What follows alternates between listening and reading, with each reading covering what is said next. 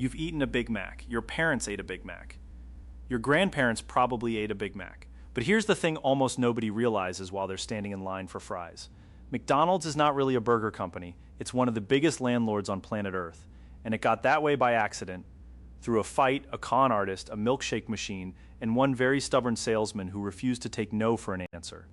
Let's rewind to 1940, San Bernardino, California. Two brothers, Richard and Maurice McDonald, open a little barbecue drive-in. It does fine, nothing special. Just another roadside stop with car hops and a menu longer than a phone book.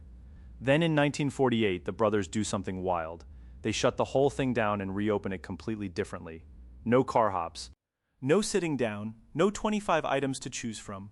Just burgers, fries, and shakes, made fast, served in paper, and sold for pocket change. They call it the Speedy Service System, and it's basically the first assembly line ever built for food. Customers walk up to a window, and their burger is ready before they've finished digging out their wallet. People think it's insane. It's not insane, it's the future. Word spreads. The McDonald Brothers restaurant becomes a local legend, the kind of place other business owners drive across state lines just to stare at. And that's exactly what happens one day in 1954, when a mostly broke, 52-year-old milkshake machine salesman named Ray Kroc pulls into the parking lot. Kroc sells a device called the multi-mixer, a machine that can blend 5 milkshakes at once, and he's baffled that one little drive-in in California has ordered 8 of them. Most restaurants need one. He wants to see what kind of place needs enough machines to shake 40 milkshakes at a time. What he sees changes his life. Lines out the door, a kitchen running like a machine, customers in and out in under a minute. Kroc doesn't see a burger stand. He sees an empire waiting to be built, and he convinces the brothers to let him sell McDonald's franchises across the entire country. Here's where it gets interesting, because for years, Ray Kroc is barely making any money doing this. His deal with the McDonald brothers gives him a tiny sliver of each franchise fee, and an even tinier sliver of that goes back to the brothers themselves. He's opening restaurants everywhere, and somehow going broke doing it. Then he meets a numbers guy named Harry Sonneborn, and Sonneborn tells him something that will end up defining the entire company. He says Kroc isn't in the hamburger business, he's in the real estate business. The idea is simple but brilliant. Instead of just selling the McDonald's name to franchisees, the company should buy or lease the land the restaurants sit on, then charge franchise owners rent on top of a cut of their sales. Suddenly, it doesn't matter as much whether a location sells 1,000 burgers a day or 500. The rent check is still due either way. That single idea turns McDonald's from a struggling burger licensor into one of the largest property empires in human history, one that today controls valuable corners and intersections in more than 100 countries. Of course, there's a catch, and it involves the two men who started the whole thing. As McDonald's grows into a national phenomenon, Ray Kroc grows tired of sharing credit and tired of sharing control. The McDonald brothers still legally own the name and the original restaurant. So in 1961, Kroc makes them an offer, $2.7 million for the entire company, including the name over the door of their own restaurant. The brothers take the deal, but there's a catch buried in the fine print. They get to keep their original San Bernardino restaurant, but they lose the right to the McDonald's name itself. Kroc opens a new McDonald's practically across the street from their place, and forces them to rename their own restaurant.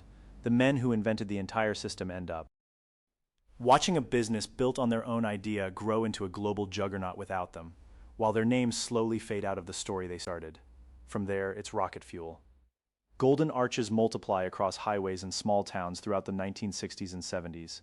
The company builds a mascot in a red and yellow jumpsuit, launches a Big Mac that becomes a cultural fixture, and by the time you get to today, McDonald's is operating well over 45,000 restaurants across more than 100 countries, with roughly 95% of them owned and run by independent franchisees rather than the corporation itself.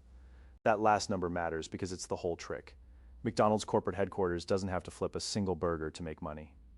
It collects rent and royalties from tens of thousands of small business owners who took on the risk, the staffing headaches, and the payroll in exchange for using a name that basically guarantees foot traffic anywhere on the planet, and the scale of what actually happens inside those restaurants is genuinely hard to picture. On an average day, McDonald's is estimated to serve tens of millions of customers worldwide. It's one of the largest single buyers of beef and potatoes on Earth, moving through millions of pounds of fries in a single day. If you strip away the branding and just look at the logistics, you're looking at one of the biggest food supply chains ever built by a private company, running with the precision of a military operation, restocked and repeated across 5 continents, every single day, without most customers giving it a second thought. But bigness brings problems that a milkshake salesman in 1954 never could have imagined. McDonald's has spent decades fighting lawsuits and public criticism over nutrition, wages, and its environmental footprint, from the size of its packaging waste to the emissions tied to a global beef supply chain.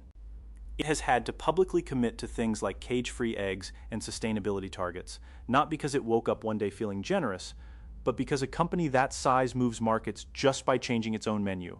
When McDonald's decides to switch a packaging material or a sourcing policy, suppliers across entire industries have to follow, whether they like it or not. That's the strange power of scale. A decision made in a boardroom in Chicago can ripple out and reshape farming practices on the other side of the world.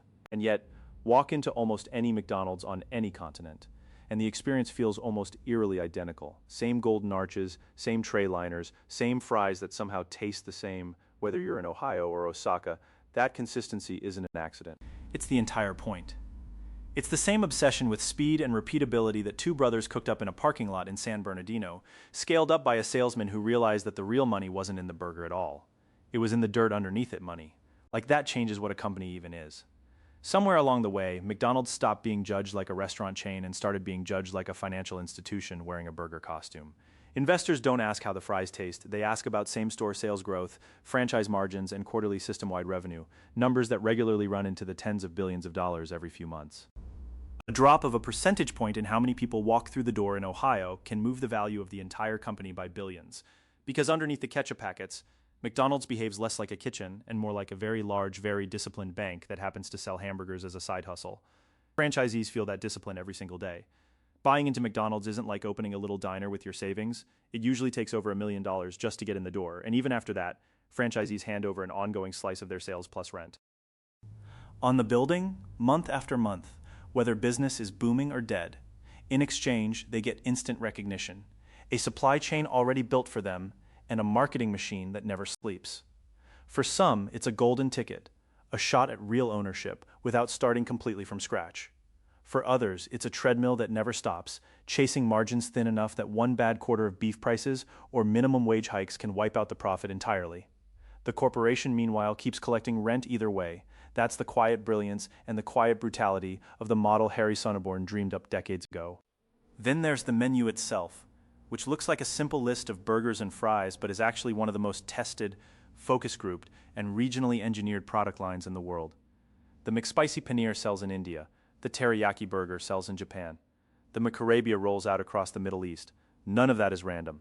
Every regional twist exists because McDonald's has spent decades learning that global domination doesn't come from forcing the exact same menu onto every culture on Earth.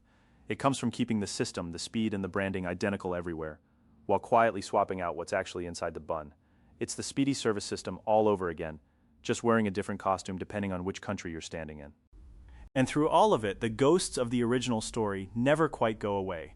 Richard and Maurice McDonald, the men who actually invented the system that made all of this possible, spent the rest of their lives watching from the sidelines as a company built on their idea grew into one of the most recognizable brands on the planet. Their names show up in trivia questions and documentaries more than they ever showed up on a paycheck from the empire they helped create. It's a very American kind of irony. The blueprint came from two brothers in a parking lot. The fortune came from the man who realized the blueprint was worth more than they ever imagined, and who was willing to do whatever it took to make sure he was the one who owned it.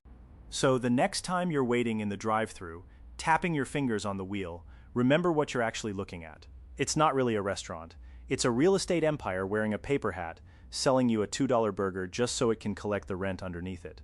One drive-thru window at a time. In more countries than most of us will ever visit in a lifetime.